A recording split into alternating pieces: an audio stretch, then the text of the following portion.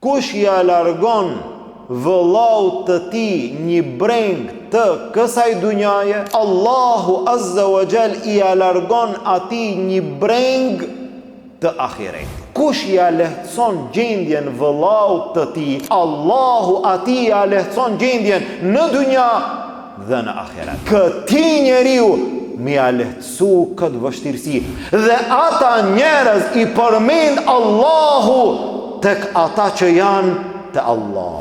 Ai i cili don me ba një të keqe dhe nuk e ban, ai e ka shpërblimin e një të mirë të plot. Kur ndodh kjo?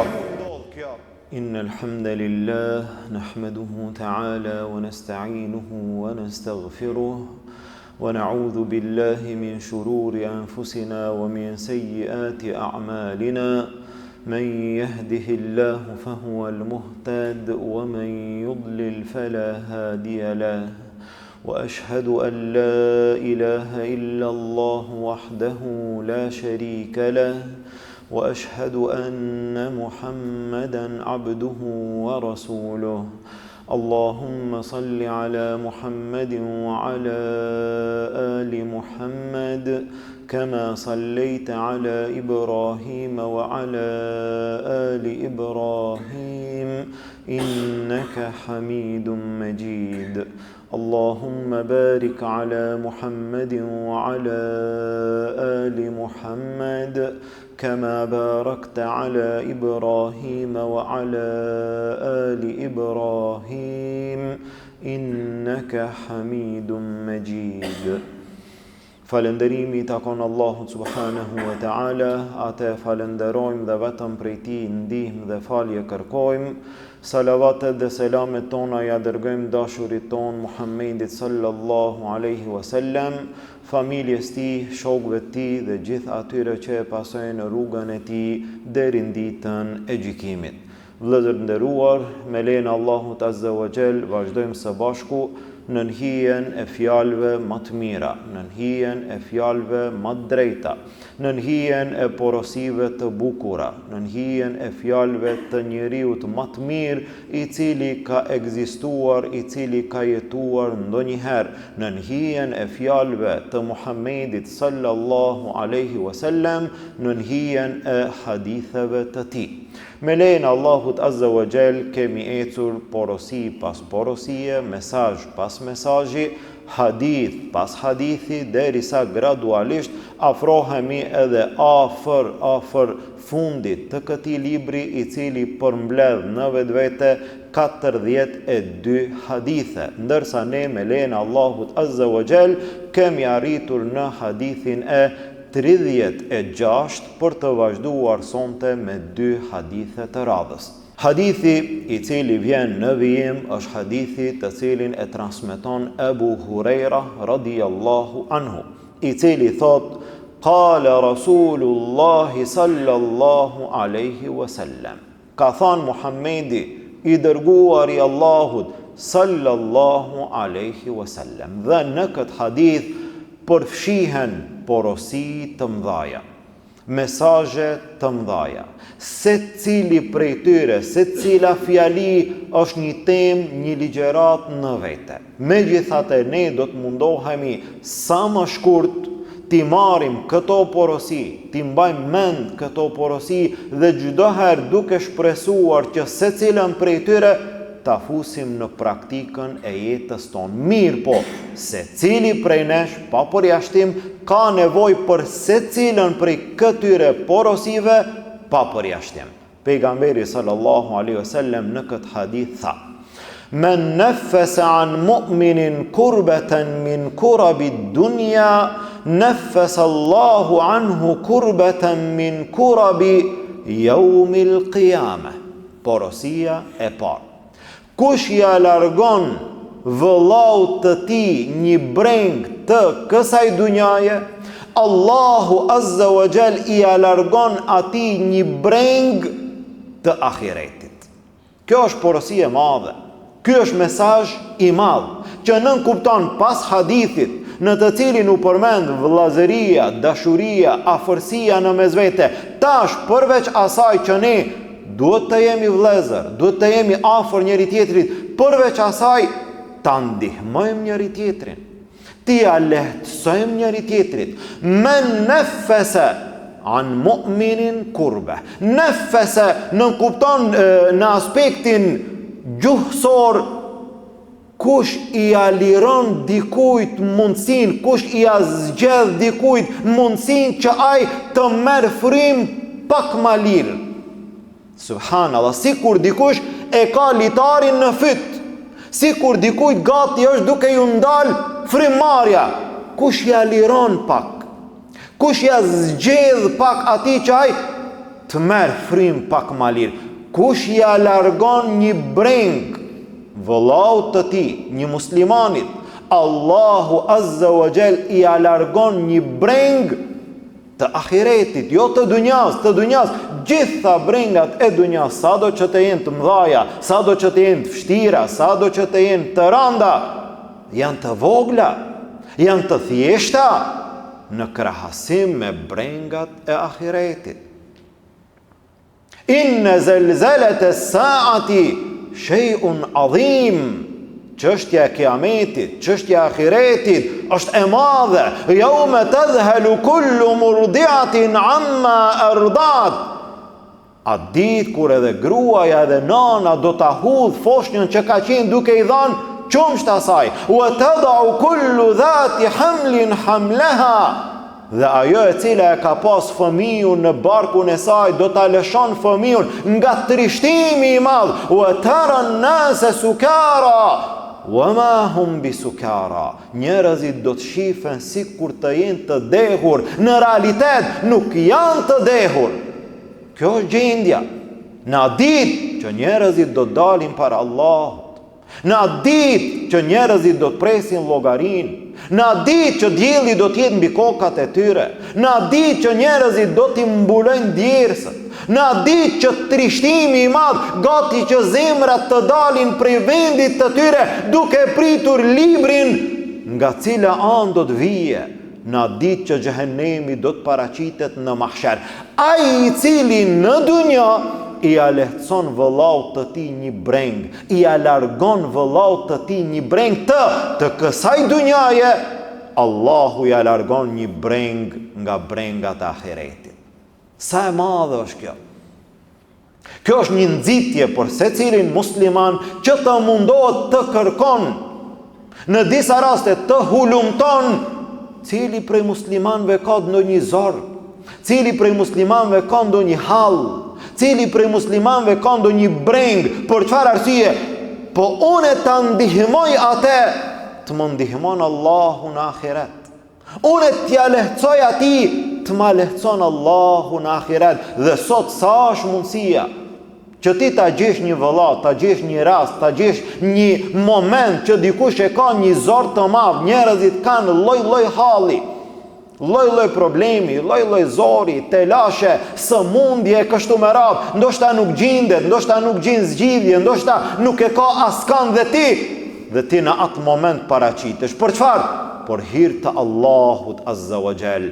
Kjo është porosi e madhe, e cila duhet të jetë e ngulitur në zemrat e besimtarit, që çdo herë të mundohemi t'ia lehtësojmë, t'ia zgjedhim, t'ia lirojmë vëllaut ton një breng, me shpresë që Allahu Azza wa Jall do të na lehtëson, do të na largon një breng nga brengat e ahiretit. Kjo është në formë të përgjithshme.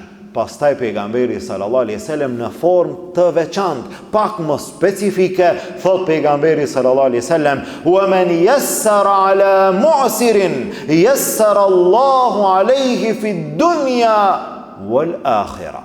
Gjithashtu, kush ja largon një vështirësi, një vëllau, Allahu Azza wa Jall i lehtëson atij në dunja dhe në ahiret. Herën e parë në ahiret, herën e dytë në dunja dhe në ahiret. Kush është ai i cili e ka gjendjen të vështirësuar?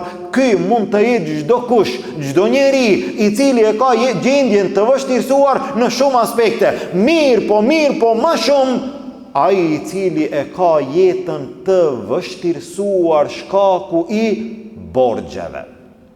Brengat e dunjas kjo është në formë të përgjithshme. Borxhi, kjo është në formë të veçantë. Ai i cili ka borxhe. Dhe këtu tash, dhe ti si musliman e ki mundësin, e ki rastin, e ki shansën ta fitosh shpërblimin Allahut Azza wa Jall, ta fitosh lehtësimin e gjendjes tënde në dunja dhe në ahiret. Kush ja lehtëson gjendjen vëllaut të tij, Allahu atij ja lehtëson gjendjen në dunja dhe në ahiret. Dhe kështu tha Allahu Azza wa Jall në Kur'an: "Wa in kana dhu usratin fanadhiratun ila maysara." Kush i ka punët ngushtë, kush e ka gjendjen e vështirë, dikush ka marrë borxh dhe e ka të caktuar afatin. Në atë afat duhet t'i kthen të hollat. Mirë, po e ka gjendjen e vështirë. Muslimani nuk duhet t'i kërkon atë, nuk duhet t'i ban presion atij, sidomos nëse ka hapësirë, nëse ka gjendjen e mirë, nëse ka lehtësime në jetën e tij. Ani se ka ardha afati, shtyje pak. Fanadhiratun ila maysara, shtyje afatin deri kur edhe ati ti lehtësohet. Dhe kjo është e mirë, dhe kjo është e dobishme. Dikush ka mundësi që të thotë mirë, ashtu është mirë, po e ki parasysh sot që si është gjendja e borxhit. Nëse jep sot dikujt borxha dhe ma haroje që ti kthen. Apo nëse jep sot borxh dikujt, banu gati nesër t'hidhrohesh mate. Apo jepi sot dikujt borxh nëse e ki mundësin me ja fal. Nëse nuk e ki mundësin me ja fal, ma mirë mos i jep hiç. I kemi parasysh të gjitha këto. Është realitet. Një gjendje tillë është realitet. Megjithatë, ne synojmë një gjë edhe më të madhe se kjo. Cila është më e madhe?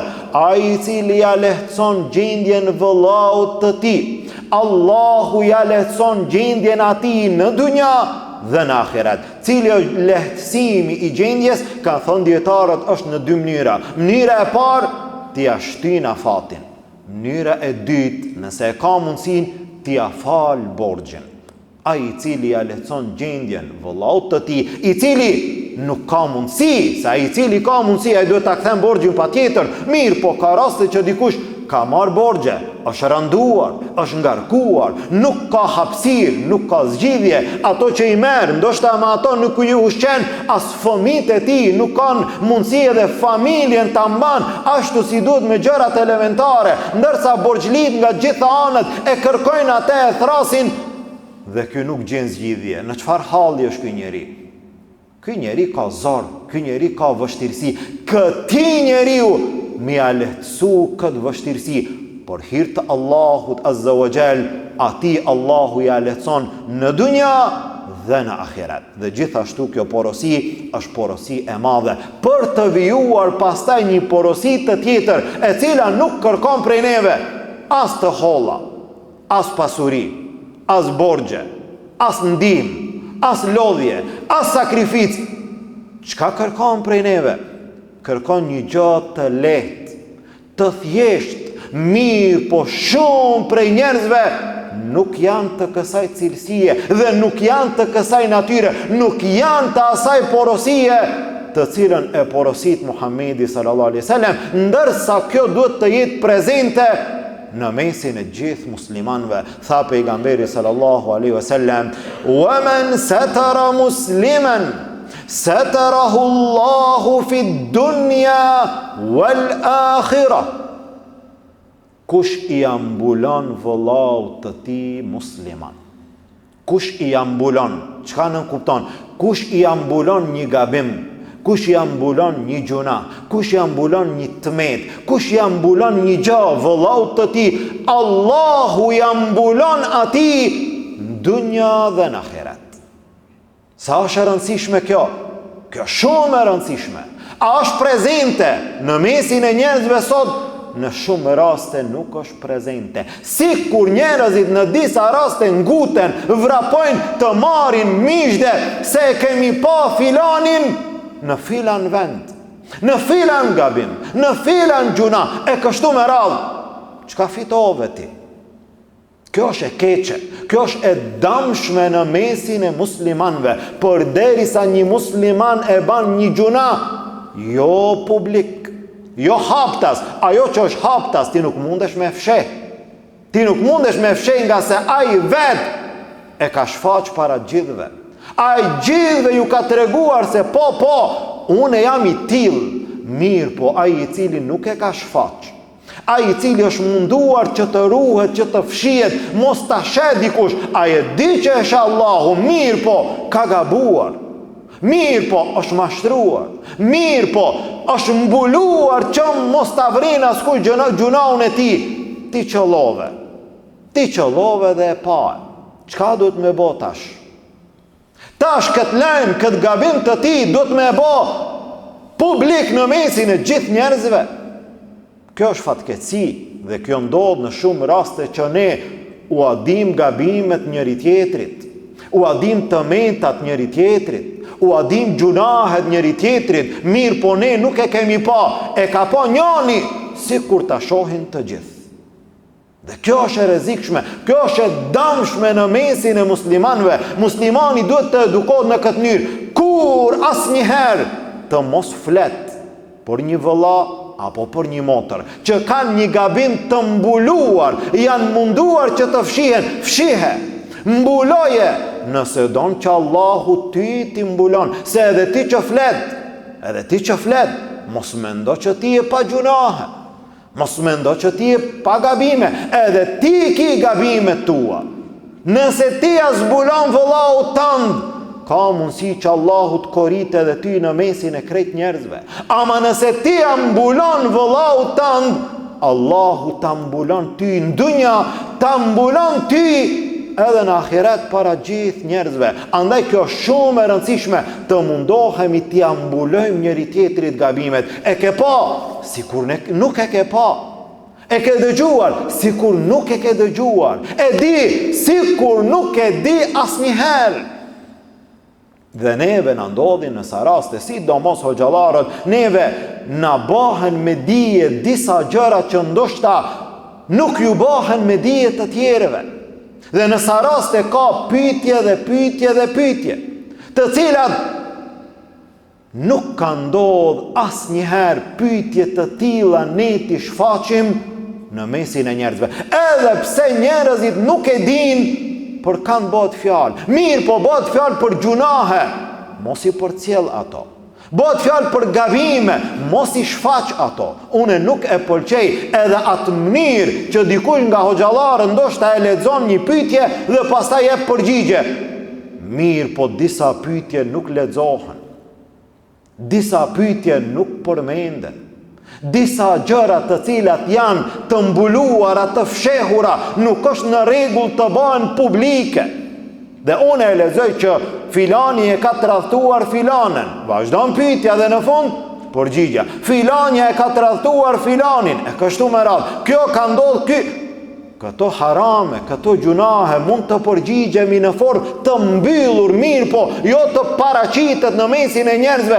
Ky e ka tradhtuar, ajo e ka tradhtuar, kështu ka ndodhur në familje, jashtë familjes, nga se të gjitha këto gjëra i bëjnë gjunahet të hapura publike dhe në fund kjo ndikon, e keni pa jo rastisht në sa portale, në sa media paraqiten publikisht marrëzirat të cilat ndodhin në mesin e njerëzve, që ndoshta ndodhin, ndoshta edhe nuk ndodhin fare.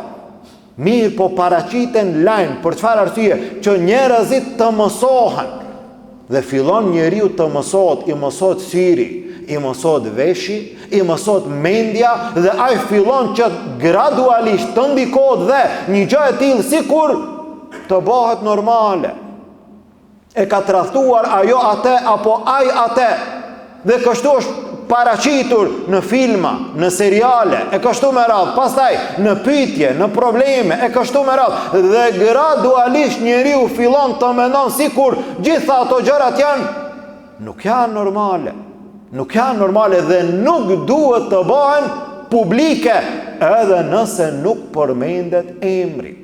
E mos të flasim kur ne bisedojmë në mesin e njëri tjetrit dhe përmendet emri.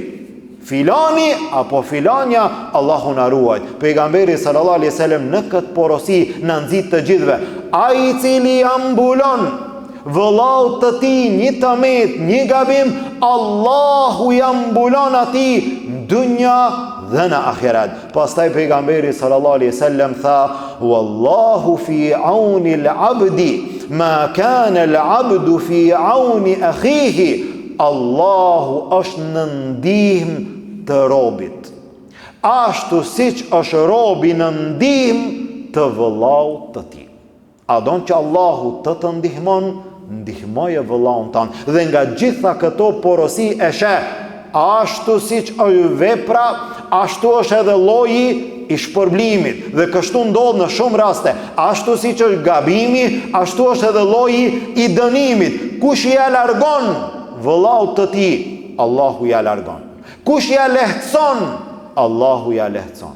Kush ia mbulon, Allahu ja mbulon. Kush e ndihmon, Allahu e ndihmon. Dhe kështu vjen në shumë raste, në bazë të llojit të veprës, ashtu vjen edhe lloji i shpërblimit. Në bazë të llojit të gjunaut, ashtu vjen edhe lloji i dënimit.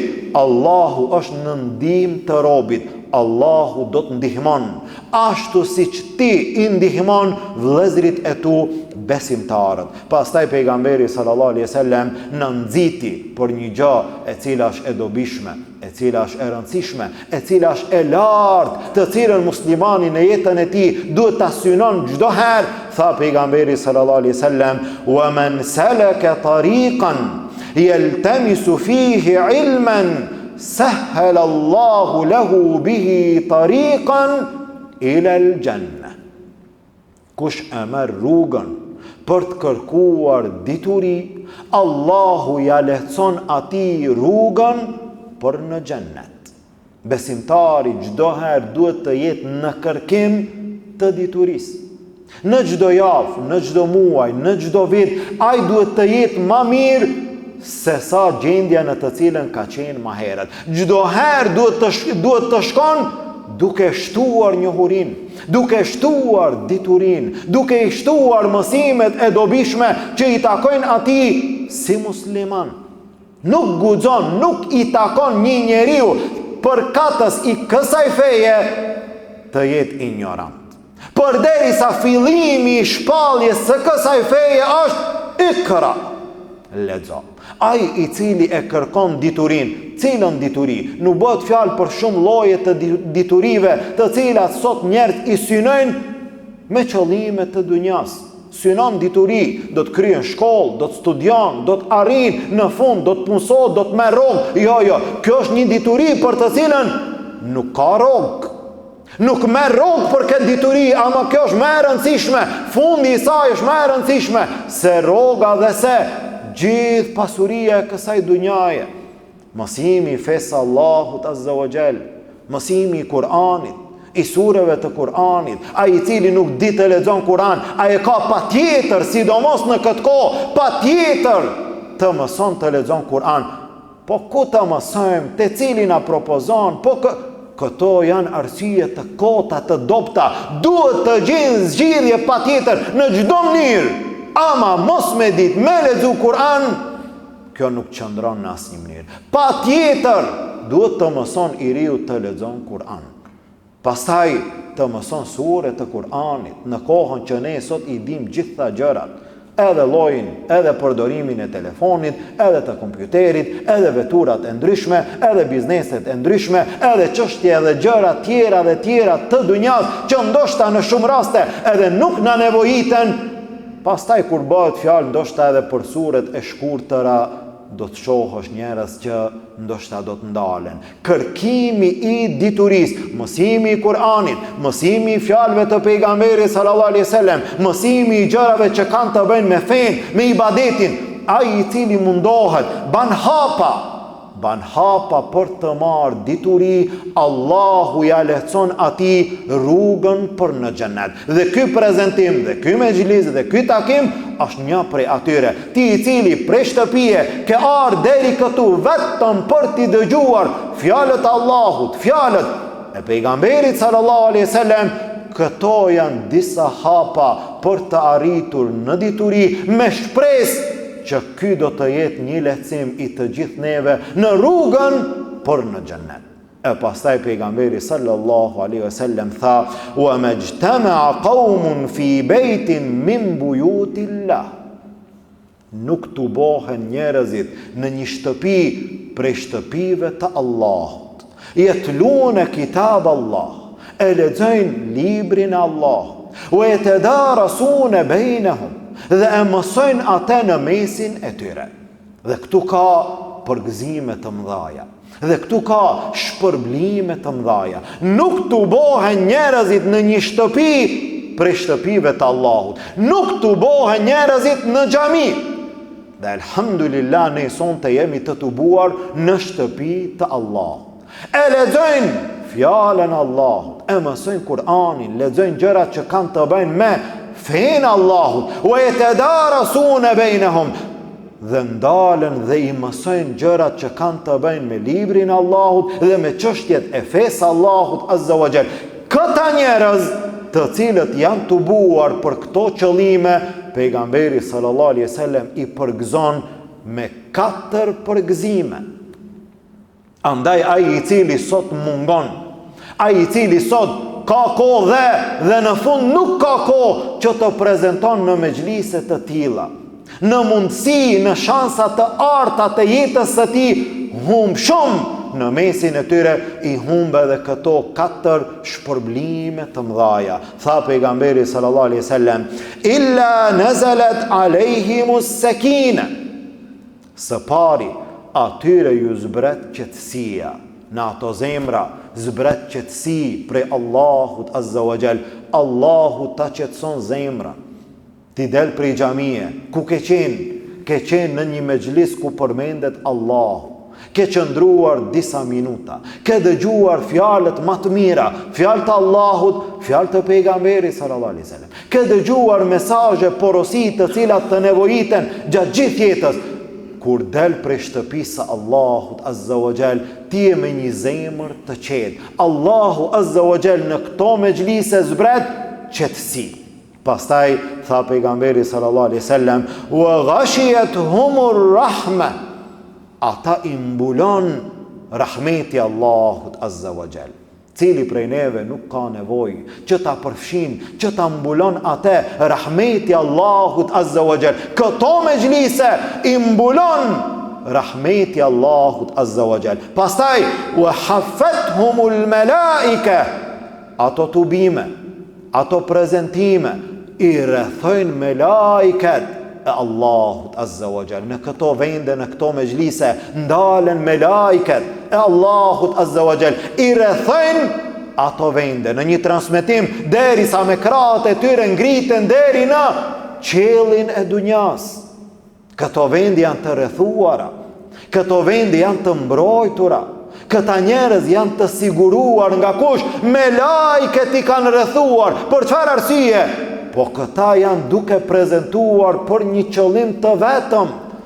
Dhe aty nuk përmendet përveç se fjala e Allahut, fjala e pejgamberit sallallahu alaihi wasallam. Në ato mexhlise zbret qetësia, në ato mexhlise zbret mëshira e Allahut, ato mexhlise rrethohen nga melaiket dhe më e madhe pejgamberi sallallahu alaihi wasallam tha: "Wa dhakarahumullahu fi man 'inda."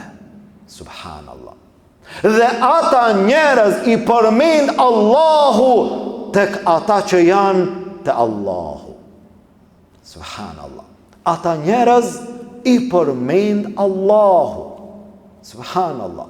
Mua dhe ti, neve na përmend Allahu në një transmetim, tha nëse e përmend Allahun vet, Allahu të përmend në vete. Nëse e përmend Allahun në një mexhlis, Allahu të përmend në mesin e disave që janë më të mirë se ju. Allahu ju përmend juve në mesin e melaikeve. E çfarë përgëzimi është ky? Dhe çfarë shpërblimi është ky?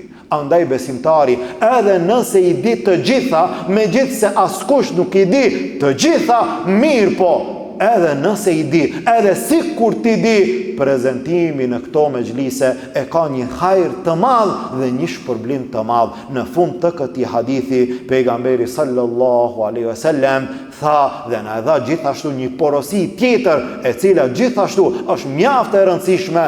Tha pejgamberi sallallahu alaihi wasallam: "Wa man batta bihi amalu lam yusri' bihi nasabu." Dhe atë që e ngadalson vepra e tij nuk e shpejton prej ardhja e tij. Dhe kjo është mjaft me rëndësi. Atë që e ngadalson vepra e tij, atë që e ngadalson vepra e tij për në xhennet, nuk e shpejton familja apo prej ardhja e tij që ai ndoshta mbrin më parë. Dhe sa njerëz mendojnë, dhe sa njerëz mashtrohen, dhe sa njerëz përmendin në raste të caktuara se a di kush është ky? Ky është djali i filanit, ky është djali i hoxhës, ky është djali i haxhiut, ky është djali i kësaj familje, ky është vajza e kësaj familje. Të gjitha këto nuk e shpejtojnë njeriu për në xhennet. Kur vepra e tij është duke ngadalsuar. Po çka që jeti djali i hoxhës nëse ti vepra ti ki zero? Çka që ti e djali i haxhiut apo djali i një njeriu më të mirë, përderisa ti e krejt në një rrugë tjetër, a do të ban dobi para Allahut azza wa jall? Familja, a do të ban dobi mbi emri? A do të ban dobi prej ardhja? Nuk ban dobi asnjë gjë. Pejgamberi sallallahu alaihi wasallam, pejgamberi Allahu, po a do t'ju ban dobi njerëzve që i pati në familje që nuk e besuan? A do t'i ban dobi Ebu Lehebit? A do t'ju ban dobi atyre që armicuan? Nuk t'ban dobi familja, nuk t'ban dobi pre ardhja, nëse puna, nëse vepra yte është në kundërshtim me atë që e thot Allahu: "Men batta bihi amalu lam yusri' bihi nasabu." Atë që e ngadalson vepra e tij nuk e shpejton pre ardhja e tij. Këtë hadith e nxjerr Imam Muslimi në sahihun e tij. Pra ky hadith është një hadith i madh me shumë porosi, secila porosi është e rëndësishme për secilin prej nesh që ne të mundohemi ta realizojmë në jetën tonë. Pas këtij hadithi do të mundohemi që të vazhdojmë shkurtimisht edhe me një hadith tjetër i cili gjithashtu është i rëndësishëm për secilin prej besimtarve, për secilin prej muslimanve, që të mundohemi të arrijmë shpërblimin e Allahut azza wa jall. Bëhet fjalë për një hadith të cilin e transmeton Abdullah ibn Abbasi radhiyallahu anhuma nga pejgamberi sallallahu alaihi wasallam, fima yarwi an rabbih tabaraka wa ta'ala, në një hadith që pejgamberi sallallahu alaihi wasallam e transmeton nga Zoti i tij tabaraka wa ta'ala. E keni parasysh që një hadith i tillë quhet hadith qudsi, kur pejgamberi sallallahu alaihi wasallam transmeton nga Allahu azza wa jall. Thot pejgamberi sallallahu alaihi wasallam: "Inna Allaha kataba al-hasanat was-sayyi'at." Allahu i ka shkruar, i ka caktuar edhe të mirat edhe të këqijat. Thumma bayyana dhalik, e pastaj i ka sqaruar ato. Gjithat mirat dhe gjithat këqijat Allahu azza wa jall i ka caktuar, i ka shkruar, pastaj të gjitha ato neve na i ka sqaruar. Dhe pas kësaj pejgamberi sallallahu alaihi wasallam na ban me dije sa është me rëndësi çështja e niyetit. Kur ne duam të bëjmë mirë dhe kur ne duam të bëjmë keq. Dhe e shohim këtu sa shpërblimi dhe sa mëkati. Tha pejgamberi sallallahu alaihi wasallam: "Faman hamma bi hasanatin falam ya'malha katabaha Allahu lahu 'indahu hasanatan kamila." Kush dëshiron me e bë një vepër të mirë dhe nuk e vepron atë, don me e bë, vendos me e bë një vepër të mirë, ama nuk e ban atë, Allahu ja shkruan atij një të mirë të plot. Subhanallah, ky është rahmeti Allahut azza wa jall. Don me e bë një vepër të mirë, nuk e bane. Ani se nuk e bane. Allahu Azza wa Jall ta shkruan ty një vepër të mirë, të plot. Kur ndodh një gjë e tillë, nëse njeriu vetëm mendon ta kisha ba, mos ta kisha ba, ndoshta do e kisha ba, nuk ka asgjë, as shpërblim, as dënim. Mirë po, nëse njeriu vendos me ba një vepër të mirë, nëse njeriu vendos me ba një vepër të mirë dhe nuk e ban, mirë po ka vendos ta ban atë, Allahu ja shkruan një shpërblim të plot, një vepër të mirë të plot. Kur ndodh kjo? Shembull, një njeri e shen një nevojtar, e shen një të varfër, është duke kërkuar dhe ky nuk i ka të hollat me vete, hyn në shtëpi, i merr të hollat dhe del që ta ndihmon nevojtarin. Kur del ta ndihmon nevojtarin, nevojtari ka shkuar. E kërkon mirë po, nuk e gjen dhe kthehet në shtëpi. A vendosi? Po. A dashti? Po. A i mori sebepet? Po. Mirë po nuk ndodhi. Allahu ja shkruan një vepër të mirë të plot, sikur ta kish bë. Subhanallah, ky është rahmeti Allahut Azza wa Jall. Ndërsa ai i cili nuk i merr sebepet, mirë po e ka vetëm niyetin, e ka shpërblimin e niyetit. I pari e ka shpërblimin e veprës. I dyti nuk e ka shpërblimin e veprës, mirë po e ka shpërblimin e niyetit. E shef filanin ndihmon nevojtarët, ky nuk ka pasuri dhe thot, kisha pas edhe une kisha ndihmuar. Ky nuk i ka marrë sebepet, ky vetëm e ka pas niyetin, ky e ka shpërblimin e niyetit. Allahu Azza wa Jall edhe për këtë nijet e shpërblen atë. Pra ai i cili vetëm don me e bën një gjë të mirë, edhe nëse nuk e ban, e ka shpërblimin. Po nëse e ban, tha pejgamberi sallallahu alaihi wasallam, wa in hamma biha fa amilaha. Po nëse don me e bë dhe në fund e ban atë. Ai i cili e ban atë, tha pejgamberi sallallahu alaihi wasallam, katabaha Allahu indahu 10 hasanat. Allahu ja shkruan atij 10 shpërblime. Një të mirë, 10 shpërblime. A mjafton me kaq? Tha pejgamberi sallallahu alaihi wasallam, ila 700 dhifin ila adhafin kathira. Deri në 700 apo edhe më shumë. Subhanallah.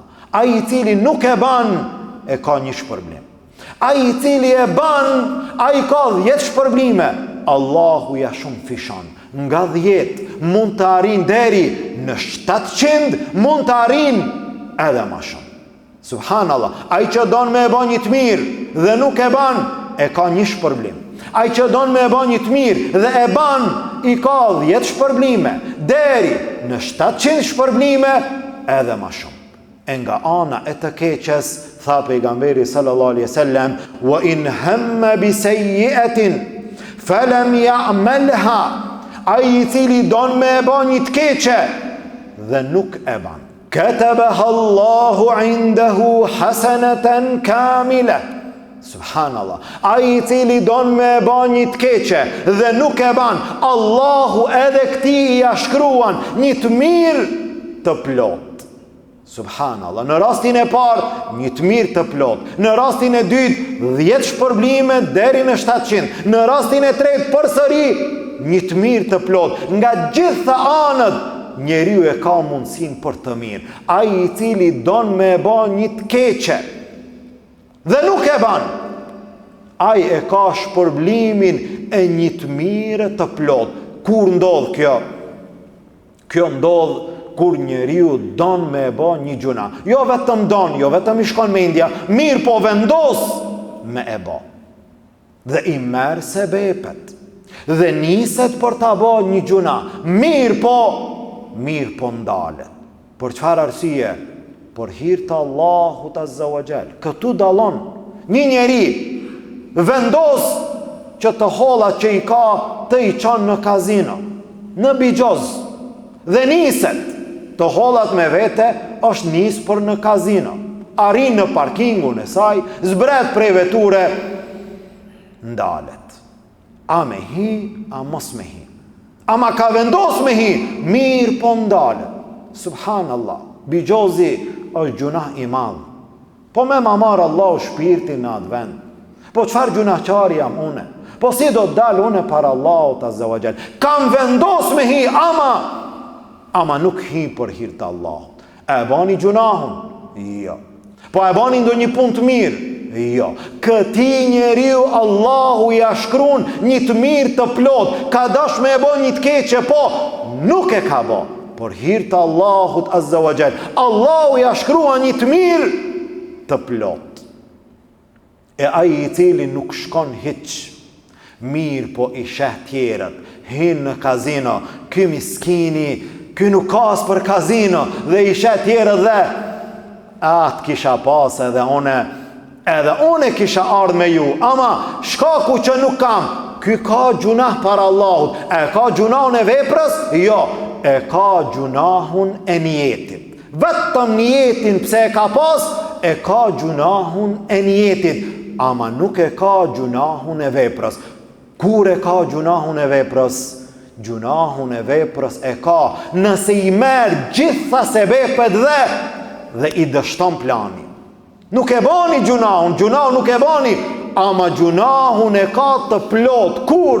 Kur ky ka marë sebepet, ama ka dështuar.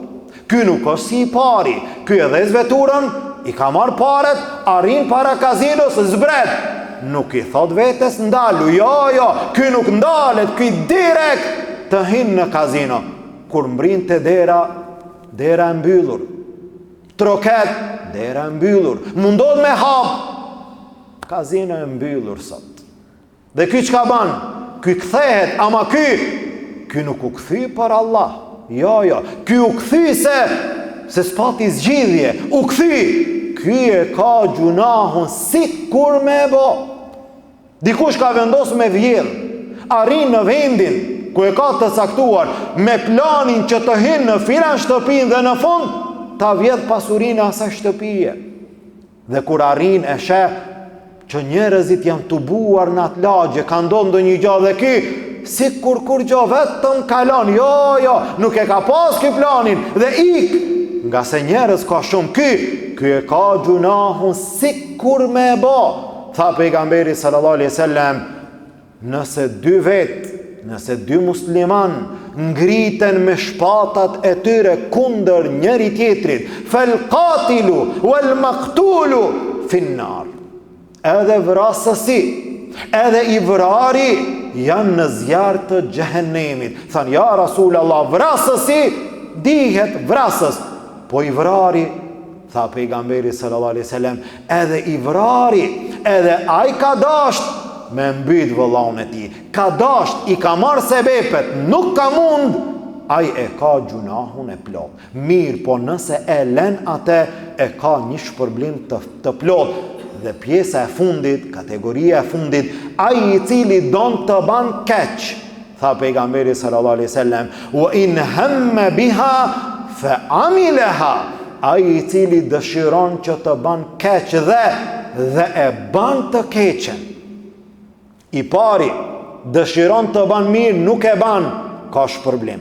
I dyti dëshiron të ban mirë dhe e ban 10, 700 apo edhe më shumë. I treti dëshiron të ban keq dhe ndalet për hir të Allahut, ka shpërblim. I katërti dëshiron me e ban një të keqe dhe e ban atë. Çka ndodh me këtë? Tha pejgamberi sallallahu alaihi wasallam, katabaha Allahu sayyi'atan wahida.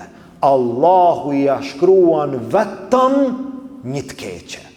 Ky është rahmeti Allahut azza wa jall. Don me bën një të mirë, e kish problemin. E bën të mirën 10, 700 apo edhe më shumë. Don me bën një të keqe, nuk e bën, përsëri kish problem.